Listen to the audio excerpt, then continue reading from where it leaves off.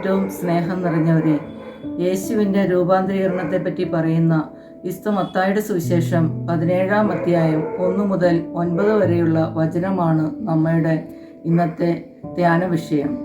എന്താണ് യേശുവിൻ്റെ രൂപാന്തരീകരണം വെളിപ്പെടുത്തുന്നത്?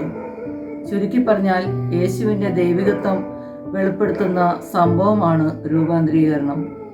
തൻ്റെ പരസ്യകാല ജീവിതത്തിൽ അതുവരെ ശിഷ്യന്മാർ അവനെ കണ്ടിരുന്നത് അവൻ്റെ മനുഷ്യ സ്വഭാവമായിരുന്നെങ്കിൽ, രൂപാന്തരീകരണത്തിൽ തൻ്റെ ദൈവികത്വം അതിൻ്റെ പൂർണ്ണതയിൽ ശിഷ്യന്മാർക്ക് വെളിപ്പെടുത്തുകയാണ്.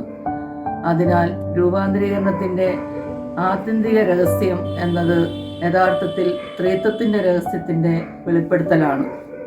നമ്മുടെ രൂപാന്തരീകരണം യഥാർത്ഥത്തിൽ സാധ്യമാകുന്നത് പരിശുദ്ധ കുർബാനയിലൂടെയാണ്. ഓരോ ബലിയും രൂപാന്തരീകരണത്തിനുള്ള ക്ഷണമാണ്. യേശു പറയുന്നു, എൻ്റെ ശരീരം ഭക്ഷിക്കുകയും എൻ്റെ രക്തം പാനം ചെയ്യുകയും ചെയ്യുന്നവന് നിത്യജീവനുണ്ട്. വെറും ഒരു ഗോതമ്പപ്പം ക്രിസ്തുവിൻ്റെ മഹത്വീകൃത ശരീരമായി മാറുന്നത് നമ്മുടെ ശരീരങ്ങളെ ക്രിസ്തുവിൻ്റെ ശരീരമായി രൂപാന്തരപ്പെടുത്തുവാൻ വേണ്ടിയാണ്.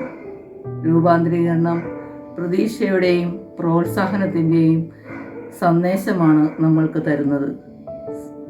സംശയത്തിൻ്റെയും നിരാശയുടെയും ബുദ്ധിമുട്ടുകളുടെയും നിമിഷങ്ങളിൽ ദൈവത്തെ വീണ്ടും സമീപിക്കാനും അവൻ്റെ സാന്ത്വന വാക്കുകൾ ശ്രവിക്കാനും നമ്മെ സഹായിക്കുന്നു. വിശുദ്ധ മത്തായിയുടെ സുവിശേഷം 17-ാം അധ്യായം 5-ാം വാക്യത്തിൽ പിതാവ് തൻ്റെ പുത്രൻ്റെ ദൈവികത്വം വെളിപ്പെടുത്തിക്കൊണ്ട് നമ്മോട് പറയുന്നു, ഇവൻ എൻ്റെ പ്രിയപുത്രനാണ്, ഇവനിൽ ഞാൻ പ്രസാദിച്ചിരിക്കുന്നു, ഇവൻ്റെ വാക്ക് ശ്രവിക്കുവിൻ.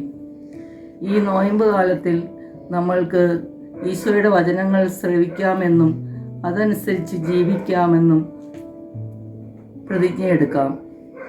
പരിശുദ്ധ കുർബാനയിലൂടെ രൂപാന്തരീകരണത്തിന് വിധേയപ്പെട്ട് നല്ല മനുഷ്യരായി നമ്മൾക്ക് മാറാം.